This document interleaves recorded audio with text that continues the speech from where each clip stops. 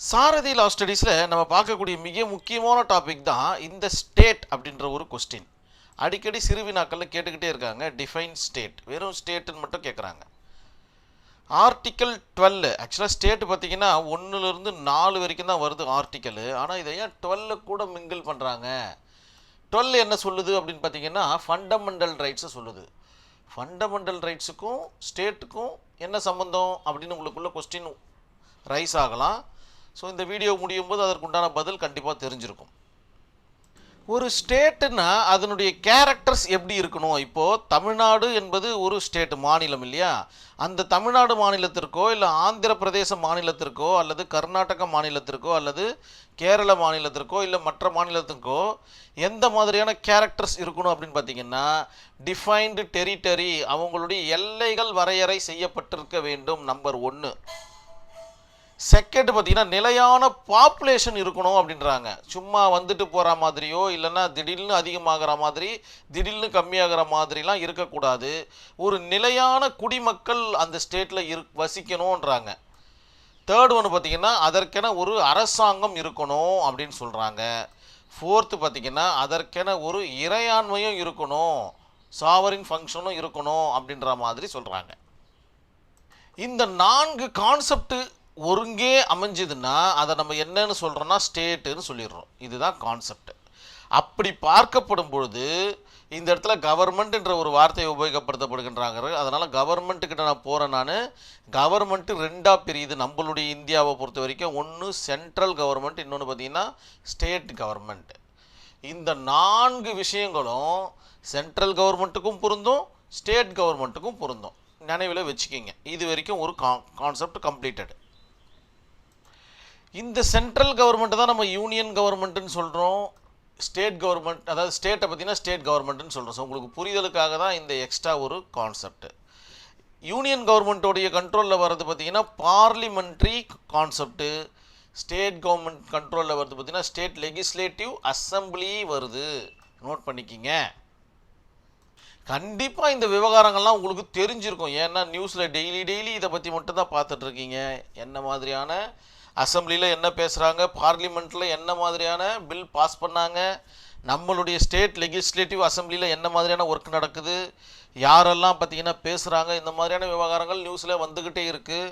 So இந்த இது வரைக்கும் உங்களுக்கு புரிவதற்குண்டான வாய்ப்புகள் மிக அதிகம். அதன் பிறகு அத்தாரிட்டி கிட்ட வரும். இப்போ தான் பார்த்திங்கன்னா ஆர்டிக்கல் 12 பார்த்திங்கன்னா ரோல் பண்ண போகுது. நல்லா புரிஞ்சுக்கிங்க. இது வரைக்கும் பார்த்திங்கன்னா கவர்மெண்ட்டை பற்றின மட்டும் ஒரு மேலோட்டமான விஷயம் சொல்லியாச்சு. அவர்களுக்கு உண்டான பவரை சொல்கிறாங்க. இந்த இடத்துல ஸ்டேட் கவர்மெண்ட்டுடைய அண்டரில் வரக்கூடிய லோக்கல் அத்தாரிட்டிஸ்னால் என்ன? இதை லோக்கல் கவர்மெண்ட்டுன்னு கூட சொல்லலாம். ஒன்று முனிசிபாலிட்டிஸ், பஞ்சாயத்து, அதற்கு கீழே வரக்கூடிய மாவட்டம், துணை மாவட்டம், என்னென்னமோ வருது பார்த்தீங்கன்னா குட்டி குட்டியாக கவுன்சிலர் யூஸ் பண்ணுறாரு பாருங்கள். அது பேர் என்னது? இந்த வார்டு வரைக்கும் கவுன்சிலர், ஒவ்வொரு வார்டுக்கும் ஒரு கவுன்சிலர் வரலைன்னா அந்த வார்டு வரைக்கும் பார்த்தீங்கன்னா லோக்கல் அத்தாரிட்டி வந்துடும். இந்த சைடில் பார்த்தீங்கன்னா அதர் அத்தாரிட்டிஸில் பப்ளிக் செக்டர்ஸுடைய கம்பெனிஸ் எல்லாமே இதில் வந்துடும். அதே மாதிரி பார்த்தீங்கன்னா ஸ்டேட்டுட்டரி பாடின்ற எல்லா அமைப்புகளும் பார்த்திங்கன்னா இதில் வந்துடும். நிலையான அமைப்புகள் கொண்ட எல்லா அமைப்புகளும் பார்த்திங்கன்னா சென்ட்ரல் கவர்மெண்ட் பக்கமும் இருக்கும், அதே போல் ஸ்டேட் கவர்மெண்ட் பக்கமும் இருக்கும். இது அத்தாரிட்டிஸ்ன்றதை ஞாபகம் வச்சுக்கிங்க. இதற்கும் கவர்மெண்ட்டுக்கும் எந்தவித சம்பந்தமும் கிடையாது. இது ஒரு அட்மினிஸ்ட்ரேட்டிவ் கான்செப்ட். இப்போ எப்படி சென்ட்ரல் கவர்மெண்ட்டு தன்னுடைய வேலையை பார்லிமெண்ட்டில் பார்க்குதோ, அதே போல் இந்த பப்ளிக் செக்டர்ஸு அங்கங்கே அந்தந்த வேலையை பார்த்து இந்திய மக்களுக்கு உதவிகரமாக இருக்கும். அதே போல் நாட்டின் பொருளாதார வளர்ச்சிக்கு பெருதுணையாக இருக்கும். ஆக்சுவலாக ஸ்டேட்டுடைய மிக முக்கியமான காரணம் பொருளாதாரத்தை பார்த்திங்கன்னா ஏற்றமாக கொண்டு போகணுன்றது தான். இப்போ நம்ம இதில் ஆர்டிக்கல் 12 ஏன் மிங்கிள் பண்ணுறாங்க? பார்ட் 3ல் வரக்கூடிய இந்த ஃபண்டமெண்டல் ரைட்ஸை ஏன் இதில் கொண்டு வராங்க? ஸ்டேட்டுனா ஸ்டேட்டை மட்டும் டிஃபைன் பண்ணிட்டு சொல்ல வேண்டியதானே? Territory, population, government, sovereign function சொன்னால் எங்களுக்கு புரிஞ்சு போயிடுமே.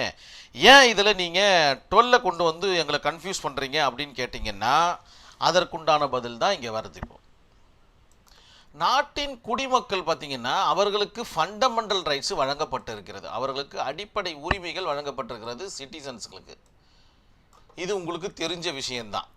இந்த ஃபண்டமெண்டல் ரைட்ஸு எதனால் ஒடுக்கப்படும் அப்படின்னு கேட்டிங்கன்னா, ஒரு அதிகார வர்க்கம் வரும்பொழுது ஒடுக்கப்படுவதற்கு அதிக காரணங்கள் இருக்குது அப்படின்ற மாதிரி தெரிஞ்ச விஷயந்தான், சொல்லப்படுகின்ற ஒரு விஷயந்தான். அந்த மாதிரி அதிகமான அதிகாரங்கள் கொண்ட இந்த லோக்கல் அத்தாரிட்டியாக இருக்கட்டும், அதர் அத்தாரிட்டியாக இருக்கட்டும், இவர்களிடமிருந்து பாதுகாப்பதற்காக தான் இந்த ஃபண்டமெண்டல் ரைட்ஸை இதுக்குள்ளே இன்க்ளூட் பண்ணி பேசுகிறாங்கன்றத நீங்கள் நினைவில் வச்சுக்கிங்க. ஃபார் எக்ஸாம்பிள், ஒரு முனிசிபாலிட்டிலேருந்து உங்கள் வீட்டுக்கு வராங்க, வந்துட்டு நீங்கள் சரியாக டேக்ஸ் கட்டல, நீங்கள் டேக்ஸ் சரியாக கட்டியிருப்பீங்க, உங்களை வெறுப்பேற்றுவதற்காகவே எதனா ஒரு வேலையை பண்ணுறாங்கன்னா உங்களுடைய ஃபண்டமெண்டல் ரைட்ஸ் அந்த இடத்துல வயலேட் ஆகுதுன்றதை புரிஞ்சுக்கிங்க. அதே போல் இந்த கோவிட் பீரியடில் பார்த்தீங்கன்னா நிறைய ஃபண்டமெண்டல் ரைட்ஸ் வயலேட் ஆச்சு. இந்த அட்மினிஸ்ட்ரேட்டிவில் இருக்கிற பர்சன்ஸ் பார்த்திங்கன்னா குறுநில மன்னர்கள் போல் நடந்துக்கிட்டாங்கன்றதுல எந்தவித ஐயப்பாடும் கிடையாது. அவங்கவுங்க விருப்பப்படி வீட்டுக்கு வர்றது என்னமோ, தகரத்தை அடிக்கிறது என்னமோ, வீட்டில் இருக்கிற நபர்களை கூட்டிகிட்டு போகிறது என்னமோ, இந்த மாதிரி பல அராஜக வேலைகளை பண்ணாங்க. இதற்கெல்லாம் காரணம் அவங்கக்கிட்ட இருக்கிற அத்தாரிட்டிஸ் அப்படின்றத ஞாபகம் வச்சுக்கிங்க. ஸோ இதன் மூலமாகத்தான் இந்த சிட்டிசன்களுக்கு இருக்கக்கூடிய அந்த ஃபண்டமெண்டல் ரைட்ஸ் வயலேட் ஆகுது. அதனால தான் ஸ்டேட்டுக்குள்ளே இதை கொண்டு வந்து வச்சாங்க. இப்போ இதில் ஏதாச்சும் ஒரு பிரச்சனை வந்துச்சுன்னா ஆட்டோமேட்டிக்காக ஃபண்டமெண்டல் ரைட்ஸ் நம்ம கிளைம் பண்ணிக்கலாம். அந்த மாதிரியான ஒரு கேஸ் ஸ்டடி தான் இது. லேண்ட்மார்க் கேஸ் ஸ்டடி உங்களுடைய ஆன்சர் ஷீட்டில் மிக நேர்த்தியாக இருக்கிற மாதிரி பார்த்துக்குங்க. Electricity board of Rajasthan versus மோகன் லால் 1967 நடந்த ஒரு வழக்கு இது. எலக்ட்ரிசிட்டி போர்டு ஒரு லோக்கல் அத்தாரிட்டி கிட்ட இருக்கக்கூடிய ஒரு விஷயமா பார்க்கப்படுது. இது தன்னிச்சையாக இயங்குகிற அமைப்பாக இருந்தாலும் சரி, அரசோடு தட் மீன்ஸ் ஸ்டேட்டோடு ஜாயின் பண்ணி இயங்குகின்ற கான்செப்டாக இருந்தாலும் சரி, ரெண்டுமே ஞாபகம் வச்சுக்கிங்க. ஒரு சட்டப்படி உருவாக்கப்பட்ட ஒரு அமைப்பாக இதை பார்க்கப்படுகிறது. ரெண்டு கான்செப்டுமா இருக்கட்டும் பரவாயில்லை, ஆனால் இது ஒரு சட்டப்படி அமைக்கப்பட்ட ஒரு கான்செப்ட். ஏன்னா இதன் மூலமாக ஸ்டேட்டாக சிட்டிசன்களுக்கு தான் பவரை வந்து கொடுக்குறாங்க. அவங்க கன்சியூம் பண்ணுறது பார்த்திங்கன்னா சிட்டிசன்ஸ் தான், குடிகள் தான்.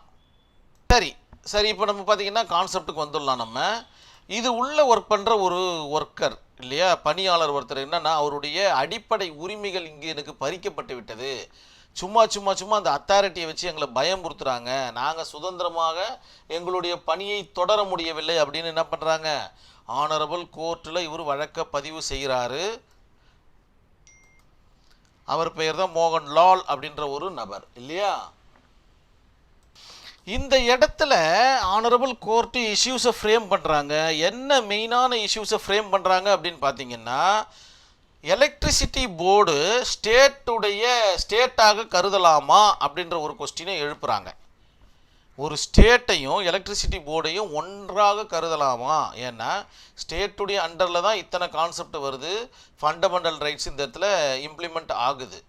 அதே போல் எலக்ட்ரிசிட்டி போர்டை ஒரு ஸ்டேட்டாக கருதலாமா கருத வேண்டாவா அப்படின்ற மாதிரி ஒரு இஷ்யூஸை ஆனரபிள் கோர்ட்டு ஃப்ரேம் பண்ணுறாங்க. ஸோ ஆனரபிள் கோர்ட் இஷ்யூஸை ஃப்ரேம் பண்ணதுக்கு அப்புறமா ட்ரையல் என்ற கான்செப்ட், அதுக்கப்புறம் ஜட்ஜ்மெண்ட் என்ற கான்செப்டில் ஆர்குமெண்ட்டு, அதுக்கப்புறம் ஜட்ஜ்மெண்ட் என்ற கான்செப்டில் வருது. ஆனரபிள் கோர்ட் என்ன சொல்கிறாங்கன்னா, ராஜஸ்தான் மின்சார வாரியம் ஒரு சட்டப்படியாக உருவாக்கப்பட்ட அரசின் கட்டுப்பாட்டில், நல்லா நோட் பண்ணிக்கிங்க, ஸ்டேட்டுடைய கண்ட்ரோலில் இருக்கக்கூடிய ஒரு வாரியம். அதனால் இது மாநிலம் அல்லது ஸ்டேட் என்பதன் வரையறைக்குள் வரும். அப்படியாகப்படும் பட்சத்தில்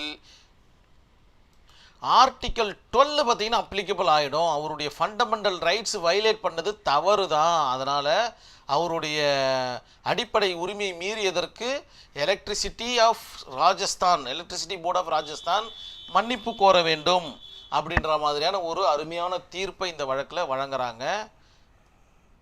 நம்ம நினச்சிக்கிட்டு இருப்போம் ஸ்டேட்டுனா ஏதோ ஒரு மாநிலத்தை பற்றி தான் எழுதணும்னு. அப்படி கிடையாது. இதுதான் இந்த இடத்துல இருக்கிற மிக முக்கியமான விஷயம்.